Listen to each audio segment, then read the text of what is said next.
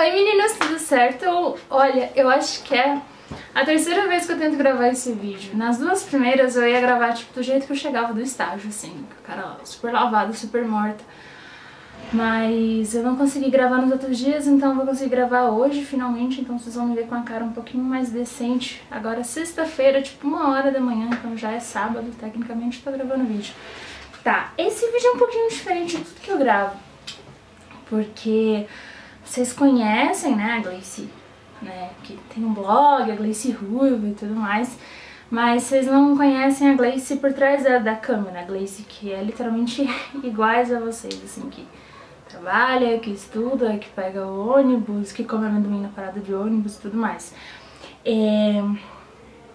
Eu queria deixar claro, bem aqui no início do vídeo, que tudo que eu vou falar não é pra de forma alguma menosprezar o trabalho de quem vive de internet, quem vive de blog, que eu conheço muitas meninas que levam uma coisa a sério e que, pô, se elas fazem o negócio de uma forma bem feita e se elas têm retorno com isso é bom, isso é bacana, isso é um reconhecimento sério, que pode sim ser uma fonte de renda, uma fonte de, né, de produtividade e tudo mais, e que eu também não quero menosprezar de forma alguma quem não tem uma história de vida como a minha, quem teve mais oportunidades ou menos oportunidades. Esse vídeo é apenas para contar um lado meu que vocês não conhecem, é apenas para poder inspirar pessoas, né? Porque tanta gente me segue, tanta gente... Tem um gato aqui. Tanta gente me segue, tanta gente me acompanha nas redes, no Facebook e tudo mais, então eu achei que seria bacana fazer esse vídeo. Tá, olha só, 2 semanas atrás, uma menina no Facebook, é sempre no Facebook, uma menina puta com uma coisa de cabelo, de tonalizante, sei lá, ela foi e fez um tópico em um grupo X no Facebook, e nesse tópico, dentre xingamentos e blá blá blá, blá blá blá dela, ela foi e falou, ai que não sei o que é aquela blogueira de futilidades. Aí a frase ficou, né, blogueira de futilidades, a denominação ficou. Eu fiquei pensando nisso um tempo e pensei, cara, eu vou gravar um vídeo para as meninas me conhecerem melhor. Só que, né, correria, não deu pra gravar. E aí, de novo, essa semana no Facebook, acho que tem uns 4 dias, de novo, nos meus comentários mesmo, eu comentei uma coisa sobre uma frase de um professor meu, e aí nos comentários uma outra guria foi comentar, ai, que não sei o que, no post de uma blogueira, eu posso falar... Ou seja, eu tenho a impressão de que quando as pessoas elas se sentem empoderadas da palavra e que elas se acham no direito de comentar alguma coisa e que essa coisa é sobre mim, uma coisa pejorativa, elas tendem a falar, ah, essa blogueira. Né? Blogueira, usando o termo blogueira como uma coisa pejorativa, e cá entre nós convenhamos que é uma coisa também fútil, né? Pô, essa imagem que eu passo pra vocês, a Gleice blogueira, a Gleice Ruiva, eu não culpo quem me assiste, mas não deixe de ficar pensando nessa ideia pejorativa de chamar uma pessoa de desocupada, de chamar uma pessoa de blogueira, né, e tudo mais. Eu fiquei muito pensativa nisso. Tá, vou tentar contar a minha história pra vocês. Esse vídeo vai ser longo, desculpa, mas a minha vida, né, apesar dos 23 anos, também é um pouco longa. Eu nasci numa cidade muito pequena. A cidade, com os habitantes na zona urbana, por exemplo, eu acho que não passa de 2.000 habitantes. Não, quando eu nasci. Hoje eu acho que não passa de 4, assim. Uma cidade muito pequenininha. Os meus pais vieram dessa mesma cidade. Meu pai, ele sempre trabalhou em fazenda com os meus avós, e a minha mãe, ela sempre viveu com os irmãos. Eram 8 irmãos, e na parte do meu pai eram 5 irmãos. Teve os que faleceram também quando eram criança. E a minha avó materna, por exemplo, ela criou 8 filhos sozinha. 8 filhas sendo 8 filhas, e ela era doméstica, e doméstica ela caminhava quilômetros para chegar no trabalho dela. E os filhos pequenos, os filhos que cresciam aí cuidando dos mais pequenos, e foi um momento de muita dificuldade, momentos bastante delicados para minha família. Minha família não é rica, nunca foi rica, e tomara que seja um dia, não sei, depende do contexto de riqueza, né? Mas eles não eram ricos, eles tinham assim bastante necessidade. A minha mãe começou a trabalhar com 8 anos de idade. Na parte do meu pai, ele sempre viveu em fazenda também, como empregado de fazenda e tudo mais, peão, né, que eles falam. E sempre também foi muito difícil. Meu pai foi alfabetizado tardiamente, se eu não me engano, o primeiro par de sapato dele foi com 15 anos de idade. E o sonho da vida dele era ir morar na cidade. Não importa a cidade, ele só queria morar num lugar que não fosse uma fazenda. Então, por que eu tô contando isso? Porque a partir da base que os meus pais me deram, a partir da base da minha família, a partir do que eles puderam me oferecer, eu me construí. Então não existe essa de, eu fiz tudo com meu esforço, não. Não existe essa meritocracia. Eu tô dando um contexto pra vocês pra explicar, né, como é que foi e tudo mais. Então tá, família bastante humilde. Meu pai, ele correu atrás dos estudos dele, depois ele foi alfabetizado, depois ele fez supletivo. E depois ele buscou um curso de ensino à distância, isso depois de muitos anos, né?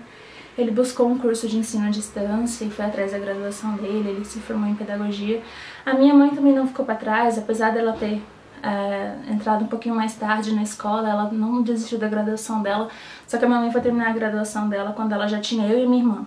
Então ela trabalhava o dia inteiro, ia pra faculdade à noite, eu só via a minha mãe nos finais de semana. E com meu pai também, eles sempre trabalhavam muito, muito, muito, muito. Eu lembro de poucos momentos de nós quatro juntos, assim, eu, minha irmã e tudo mais, porque meus pais realmente trabalhavam muito e eu sabia que eles estavam tentando construir uma coisa boa pra gente. Mesmo trabalhando muito, meus pais nunca foram ricos. Quando eu falo rico, assim, eu não falo nem de classe média alta, nem de classe média média. A gente sempre foi de classe média baixa, a gente nunca teve muito dinheiro. E, enfim, meus pais trabalharam, correram atrás das carreiras deles e tudo mais, depois se separaram, nananana. Eu sei que depois, quando eu tava mais ou menos numa certa idade, eu vim pra Brasília com os meus pais, daqui eles se separaram e tudo mais. E em Brasília eu sempre estudei em colégio público. A minha irmã também sempre estudou em colégio público numa cidade grande. Depois a gente voltou lá pro interiorzinho pra morar com a minha mãe, depois eu voltei pra Brasília de novo. Tá, aqui em Brasília, eu lembro que eu estudei um período curto no colégio particular, que se eu não me engano foi 7ª, 8ª e 1º ano. Eu estudei no colégio particular, não era colégio particulares como é hoje, que são cursinhos preparatórios, era colégio particular, que meu pai tinha um pouquinho mais de condição de bancar pra mim e pra minha irmã. E eu estudei nesse colégio e depois, pro 2º ano do ensino médio, eu voltei lá pra cidadezinha da minha mãe. Por que eu tô contando isso? Porque na cidadezinha da minha mãe, aquela cidade pequenininha onde ela mora, eu soube o que é dificuldade educacional, eu soube que interesse próprio, vontade própria de estudar não é tudo. Eu soube o que é não ter um professor formado em física, não ter um professor formado em química, os professores eram da área básica e eles ensinavam pra gente o que eles absorviam, o que eles podiam, não tinha livro, muitas vezes não tinha cadeira decente pra gente sentar. Lá, eu lembro bem que no 2º ano a gente não tinha merenda, porque não chegava verba estatal para o ensino médio, só chegava para o ensino fundamental, então era o mesmo colégiozinho, só que a gente não podia lanchar junto. Ou seja, eu sei o que é ter um ensino defasado, eu sei o que é você se sentir, querer expandir seus horizontes, só que você vive num mundinho tão pequeno que você não consegue nem contestar, você tem aquilo ali, você tem que aceitar e, óbvio, ninguém gosta de estudar, porque naquelas condições não dá pra estudar, não dá pra ter, almejar uma coisa maior, querer uma coisa maior, né, pra vida. Então, e aí foi que na metade do 3º ano, né, depois de ter feito o 2º ano e metade do 3º ano lá, eu pensei, eu não tenho a menor condição de passar numa federal. Não tenho a menor condição, eu não tenho como competir. Eu tinha a plena ciência de que não ia ter como competir com gente que sempre estudou em colégio particular, com gente que sempre fez cursinho, com gente que tinha dinheiro pra aula de inglês, que tinha dinheiro pra aula extra, que tinha dinheiro pra reforço. Eu sabia. Então eu vim pra Brasília mesmo assim, vim morar com meu pai de novo pra estudar. E foi aqui em Brasília que eu senti o baque. Eu vim pra colégio público também, estudei no Centrão, lá no centro de Taguatinga. E foi um baque muito grande, porque eu passei do nada, eu não tinha base de absolutamente nada, pra tudo. Todo mundo aqui em ritmo de vestibular, e olha que era ensino público, sabe? Eu lembro que eu vi a aula de química, eu queria chorar, eu não entendia nada, eu não sabia nada, absolutamente nada. Aula de física, aula de aritmética, sabe, geometria analítica, não sabia nada.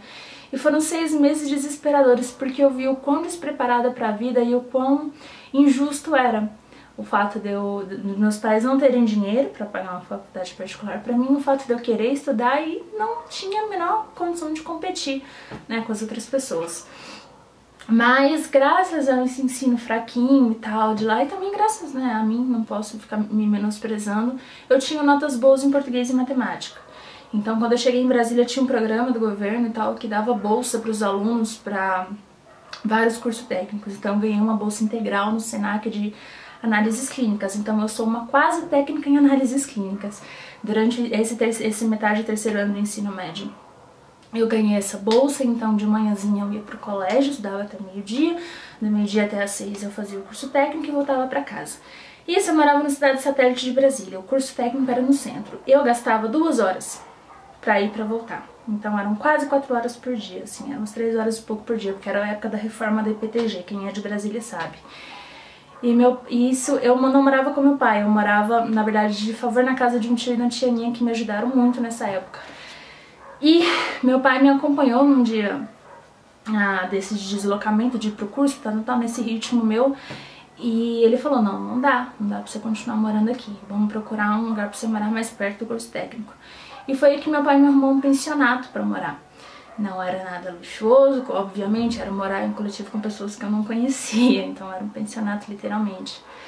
E foi um período muito difícil na minha vida porque eu me sentia muito solitária, porque coincidiu na época que acabou o ensino médio, eu prestei o vestibular e obviamente não passei. E eu tava, pelo menos eu tinha um curso técnico ali cursando, né, mas veio aquele baque de o que eu vou fazer agora, vai acabar o curso técnico, eu não tenho um curso superior.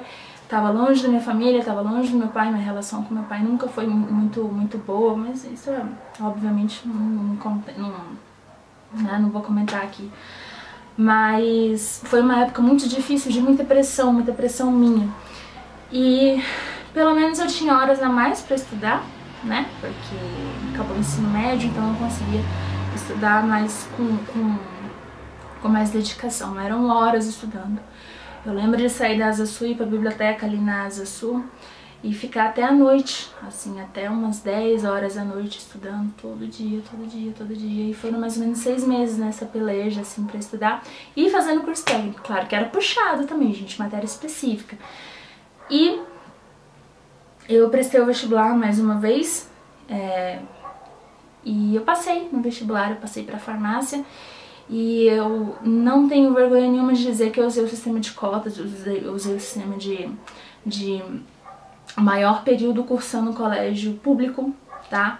Então, por quê? Porque cotas é pra isso, é pra você dar oportunidade pra quem tem dificuldade. Eu não tô falando assim, eu não tinha capacidade pra passar, eu tinha. Só que não é justo, mesmo assim não é justo, sabe? Apesar do meu argumento ter sido muito bom, eu conseguiria passar mesmo sem a cotas, eu utilizei a cotas porque era uma oportunidade que estava ali, era uma oportunidade para pessoas na minha situação e que eu usei esse tipo de cotas na época. Eu não sei se a UNB ainda adota esse sistema, na verdade eu não sei quase nada hoje de como é que entra no UNB e tudo mais. Por conflito de horários eu tive que priorizar ou a graduação ou eu terminava o curso técnico. Me arrependi até hoje de não ter terminado o curso técnico porque faltava muito pouco, faltava praticamente só o estágio. Mas pelo menos me deu uma base muito boa para a farmácia, né, noções de bioquímica, de histologia, de hematologia, de parasito, uranálise e tudo mais. Ai, falei. Tá, e na graduação foi mais um baque. Você chegar na graduação é totalmente diferente daquilo que você espera, assim, tudo aquilo que tu aprende no ensino médio, na graduação é outros 500. Sabe, química orgânica do terceiro ano, que é relativamente fácil. Ai, quando tu chega na graduação, guria, é muito diferente, é muito mais complexo, você entende como é que uma molécula atua no receptor e como é que a rotação daquela molécula, como é que a conformidade daquela molécula atua naquele receptor, qual a importância de estudar isso e tudo isso baseado em química orgânica, por exemplo, né? Então a gente vê que o buraco é muito mais a fundo. Eu tive muita dificuldade no começo, muita dificuldade, porque quando a gente passa no vestibular, tem aquele baque de acabou, não sou mais vestibulando, tá de boa. Nossa, calor só se lasca. E na graduação eu conheci professores maravilhosos, é um curso maravilhoso, eu não me arrependo nem de forma alguma de ter escolhido o curso que eu escolhi, farmácia. É um curso extremamente bonito, é um curso extremamente amplo, há várias áreas de atuação. Obviamente a universidade, nenhuma universidade consegue dar uma base boa, você só consegue aprender a ser farmacêutico quando você está na área, seja lá em qual área você escolher. Eu tive professores maravilhosos, professores que me inspiram até hoje, professores que eu sempre penso, professores, toda vez que eu vou montar um argumento numa discussão, eu penso nessas referências, vou atrás dessas referências de forma mais científica, de forma mais racional. E eu também tive professores que estavam lá só por causa, né, de verba para financiar a pesquisa, que não estavam querendo dar aula de forma nenhuma, mas eu diria que 90% dos meus professores são pessoas maravilhosas, pessoas que nos ajudaram muito da forma que puderam. E eu passei muito perrengue durante a graduação, no sentido de não ter estrutura. O meu campus é mais um desses filhos abandonados do ProUni, onde eles acham que colocar você num barraquinho mais ou menos, com mais ou menos isso aquilo ali, dá pra tocar uma graduação. Então a maior parte do tempo da minha graduação foi numa metade cedida, eu diria que quase um barraco cedido de ensino médio aqui de Brasília. Eles diminuíram a escola, cortaram uma escola literalmente ao meio e pegaram esse outro meio e fizeram uma faculdade lá. Então eu demorei muitos meses para aprender a sintetizar uma simples aspirina. A gente estudava lá com o material que o professor trazia de casa, porque não tinha. Foi bem perrengue, assim. Hoje o campus é uma maravilha. Se você quiser conhecer o UNB Ceilândia, é um campus lindo. Eu estou extremamente apaixonada, pena que frequento pouco, porque eu já estou mais que na reta final. E tá, dentro da graduação eu também conheci, como eu disse, professores maravilhosos, pesquisadores também maravilhosos. Eu entrei numa pesquisa na época que era um grupo de estudo de doenças cardiovasculares e a gente levantou alguns dados epidemiológicos bastante legais com uns adolescentes lá da região, e a gente submeteu um artigo para um Congresso Internacional de Obesidade e a gente foi aceito. Então eu consegui também apoio da universidade para poder ir para fora apresentar esse artigo. Então a primeira vez que eu saí do Brasil, e até agora foi a única vez que eu saí do Brasil, foi graças ao UNB e obviamente graças à minha professora orientadora na época e a todos nós que tivemos um esforço e tudo mais. Ou seja, são oportunidades que foram cedidas para mim que, de uma forma tão espetacular, fazer parte disso, fazer parte de um estudo, fazer parte de um grupo que pode fazer uma diferença significativa de alguma forma, sabe, academicamente falando. E é um mundo tão novo, oportunidades tão incríveis assim que jamais teriam sido abertas para mim se eu tivesse continuado na condição que eu estava, no lugar que eu estava, se eu não tivesse a consciência de que eu precisava estudar, que eu precisava me manter focada no estudo, que o estudo ele traz dignidade. Os meus pais ralaram muito para poder dizer para mim que estudo traz dignidade e que hoje eles têm uma condição de vida melhor porque eles tiveram estudo. Meu pai sempre foi muito chato. Ele é chato até hoje, ele me enche o saco até hoje. Às vezes ele me liga, tipo, 9 horas da noite pra falar: e aí, filha, tô sabendo do concurso público? Pai, não quero fazer concurso. Não, mas um concurso tá. Então ele sempre fica instigando, sabe? Tipo, não, você tem que estudar, você tem que estudar. Ele nunca parou. Desde pequeno eu cresci com ele ouvindo falar assim: tu tem que estudar porque eu não quero que você dependa de homem pra comprar absorvente pra você. Claro que eu não tô falando para as meninas aqui que vivem com seus companheiros e que compartilham a renda dele que isso é ruim, que você é uma pessoa inferior e tal. Só tô falando que essa é a ideologia que meu pai passava pra mim de independência.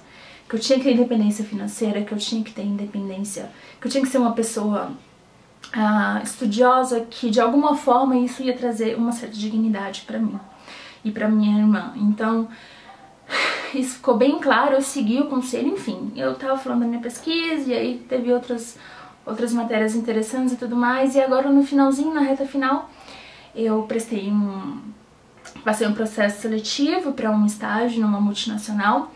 E foi um processo seletivo bastante longo, foi quase um ano de seleção, mas eu consegui ingressar nessa multinacional e eu tô muito feliz porque lá eu consigo atuar como farmacêutica, eu consigo fazer a diferença, eu consigo atuar tanto em asepsia, quanto microbiologia, quanto análise mesmo.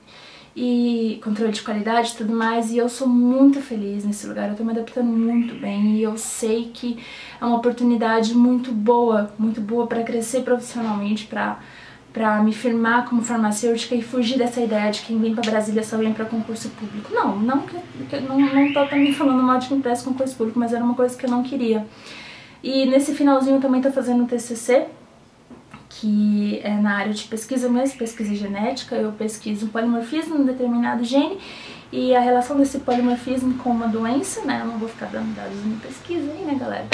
Mas é basicamente isso, e a pesquisa tá no comecinho, eu tô no levantamento bibliográfico, nas primeiras PCRs ainda, estudando, fazendo mais ou menos o levantamento, mas de qualquer forma, resultado na certa, e a minha orientadora maravilhosa, Bel, eu amo você, muito querida, muito tranquila, me ajuda em várias coisas e me abriu ela, quando eu assisti a aula dela a primeira vez, assim, de cara, assim, ela já falou pra gente que ela tinha vaga pra pesquisa, que ela tava procurando aluno interessado, então hoje, mesmo que seja TCC, não seja só uma pesquisa, eu pretendo crescer junto com a Isabel, se ela permitir, também se meus esforços condizerem, né, com essa resposta positiva.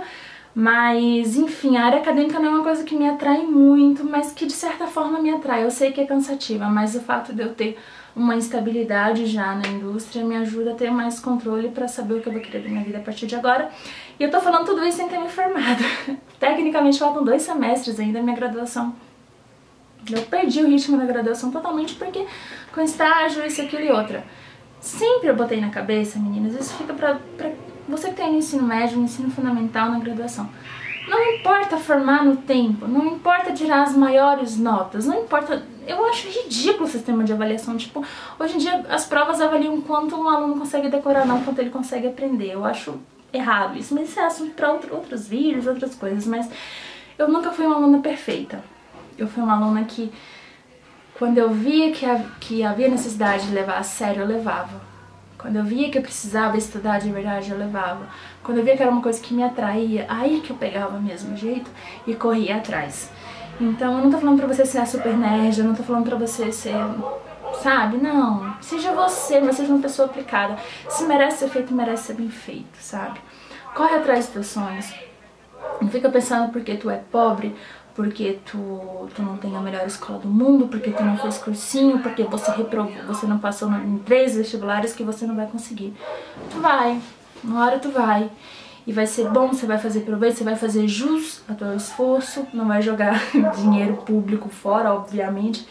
E eu sei que tem muita coisa boa pra gente crescer, seja em faculdade particular, seja em faculdade pública.